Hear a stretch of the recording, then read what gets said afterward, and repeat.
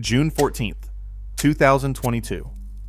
After nearly a century powering Illinois industry from Peoria to Deerfield, Caterpillar abandoned the state for Texas, just weeks after Boeing and Citadel announced their own exits.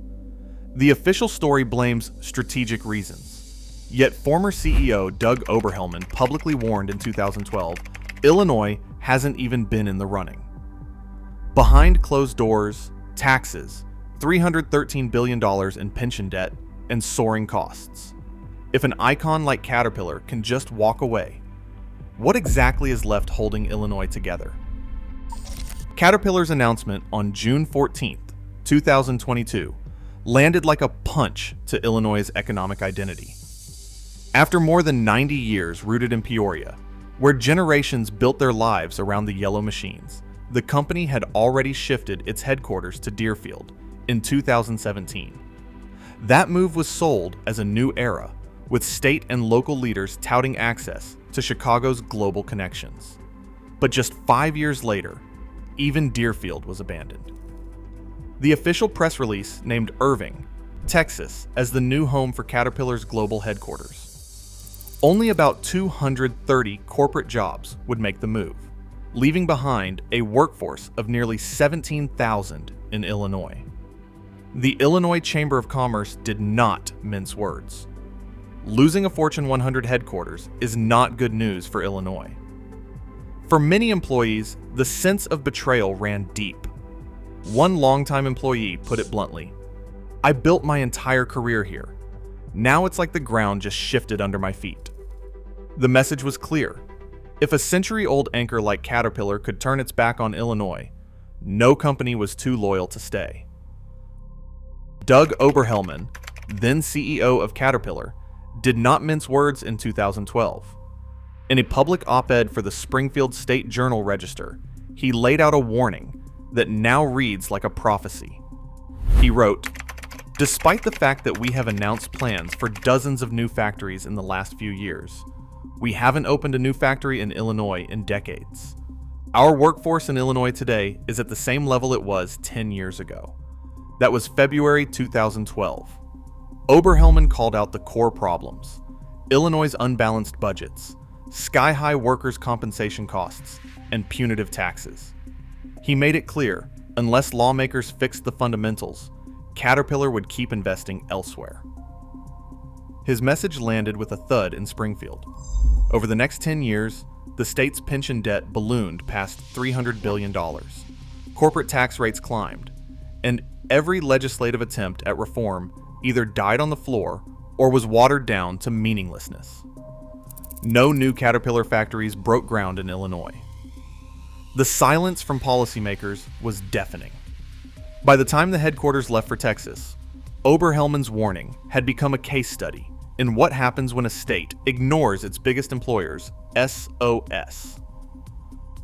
On May 5, 2022, Boeing stunned Chicago by announcing its headquarters was leaving for Arlington, Virginia. Just 6 weeks later, Citadel's Ken Griffin declared his global finance empire would abandon the city for Miami. In less than 2 months, 3 of Illinois' most powerful corporate names, Caterpillar, Boeing, and Citadel, had all announced their exits. Boeing's decision drew national attention. Congressman Peter DeFazio didn't hold back, calling the company's original Chicago move a tragic mistake that severed leadership from its roots. Citadel's departure cut even deeper. Ken Griffin, once the richest man in Illinois, pointed to a city he no longer recognized. "Crime in Chicago is unacceptably high. It is one of the key reasons why we are moving," Griffin told CNBC, recounting an employee stabbed near the office and bullet holes in company property. These weren't isolated moves. Each company gave different reasons, including taxes, safety, and strategic growth. But the outcome was the same. Illinois' business climate had become a liability. The message to the market was unmistakable. If the giants were fleeing, who would stay? For the people left behind, the fallout wasn't just about headlines or stock prices. It was about daily life upended. At a corner booth in Peoria, a mid-career Caterpillar employee stared down a choice: uproot his family for Texas, or watch his job evaporate after years of loyalty. He ran the numbers late at night. The cost of living in Deerfield was 26% higher than in Irving. Moving south would mean $5,000 more in his pocket every year, enough to cover groceries, a car payment, maybe a child's tuition. But it also meant leaving behind neighbors, schools, and a sense of stability he had spent decades building. Local businesses felt the shock almost overnight. The owner of a longtime lunch spot near the old Deerfield office watched receipts shrink as corporate staff disappeared. On a busy week before the move, lunch service brought in $4,200. After the move, it barely cleared $3,400, a drop that forced her to cut hours for loyal waitstaff. The empty offices multiplied. Commercial vacancy in the area doubled from 4% to 8% within a year, and the local school district, facing a sudden hole in payroll tax revenue, hiked property levies by $2 million just to keep the lights on. For families and small businesses, the cost of one company's exit became painfully real. Numbers drove the decision as much as sentiment.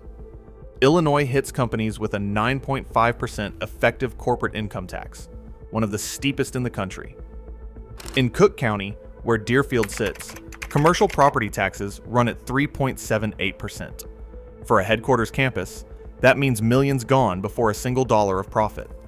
Meanwhile, Texas offers a different equation: zero state corporate income tax, a franchise tax capped at 0.75%, and average commercial property taxes around 1.9%. On a $100 million in profit, Illinois takes $9.5 million. Texas takes just $750,000. The gap only widens with property and payroll costs. Even property taxes on a typical commercial site in Illinois can be double what a company pays in Texas. For executives running the math, the savings are impossible to ignore. Texas doesn't just offer lower headline rates, it shaves costs off every line item, from workers' compensation premiums to local levies. For a Fortune 100 company, the annual difference can reach tens of millions. The numbers don't lie. Illinois' fiscal model squeezes businesses, while Texas leaves them room to grow. When policy decisions stack the deck this way, even a century of loyalty can't compete with the arithmetic. Illinois' public pension debt towers over every other cost. As of 2022, the state owed $313 billion in unfunded pension liabilities, a figure confirmed by the Illinois Comptroller. That single number casts a shadow over every budget, every tax bill, and every company calculation.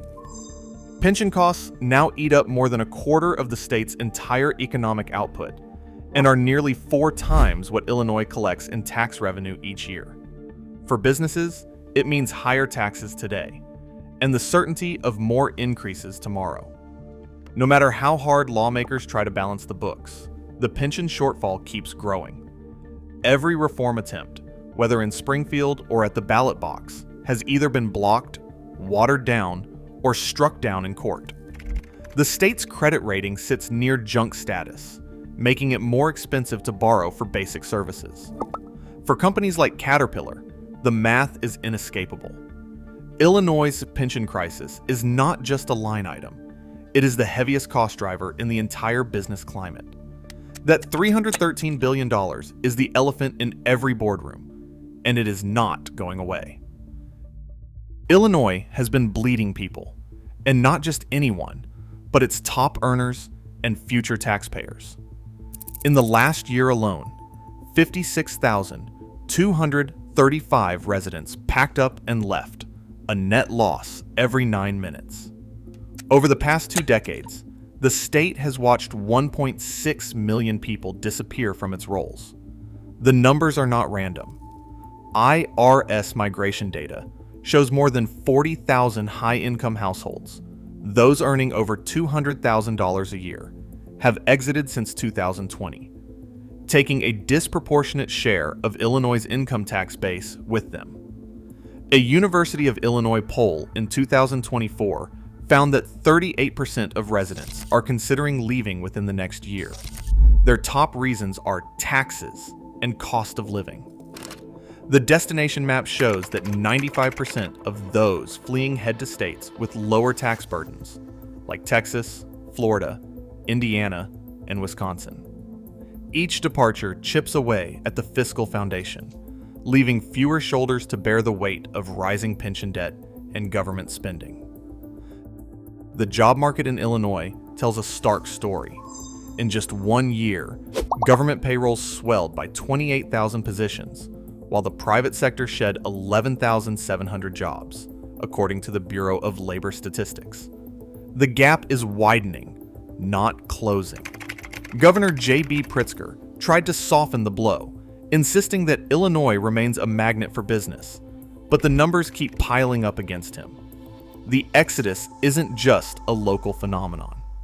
Oracle and Hewlett-Packard left California for Texas, while Goldman Sachs shifted hundreds of high-paying finance jobs from New York to Florida.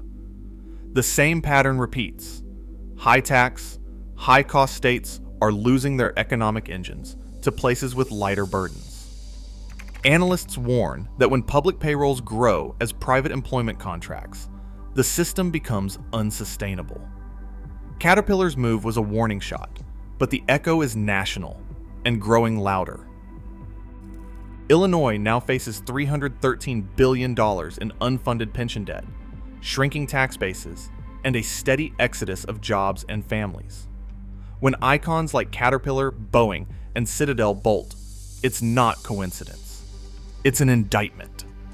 Until leaders confront the policy rot, the spiral continues. Who will be left to turn out the lights?